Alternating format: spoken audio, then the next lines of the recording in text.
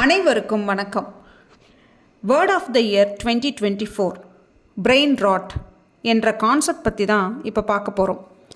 Oxford English dictionary ஒவ்வொரு வருடமும் 100 புது வார்த்தைகளை தன்னுள் சேர்த்துக்கொள்கிறது. அது மட்டும் இல்லாமல் ஒரு வார்த்தையை வேர்ட் ஆஃப் த இயர் அப்படின்னும் அனௌன்ஸ் பண்ணுறாங்க.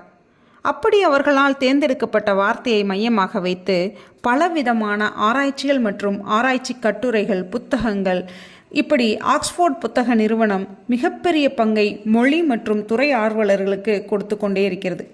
அப்படி இந்த வருடம் தேர்ந்தெடுக்கப்பட்ட வார்த்தை தான் இந்த பிரெயின் ராட்.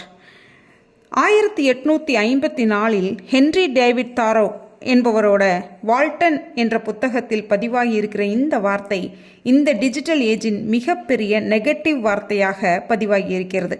37,000 பேர் ஓட் செய்திருக்கிறார்கள். 2023 மற்றும் 24 வருடங்களில் 230% இந்த வார்த்தை பயன்படுத்தப்பட்டிருக்கிறது. அப்படி இந்த வார்த்தை எதை குறிக்கிறது அதையும் பார்ப்போம்.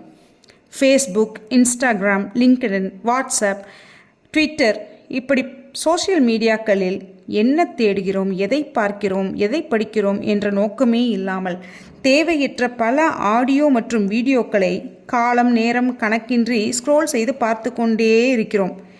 இதனால் மூளையில் அவசியமில்லாத பல பதிவுகள் பதிந்து கொண்டே இருக்கிறது.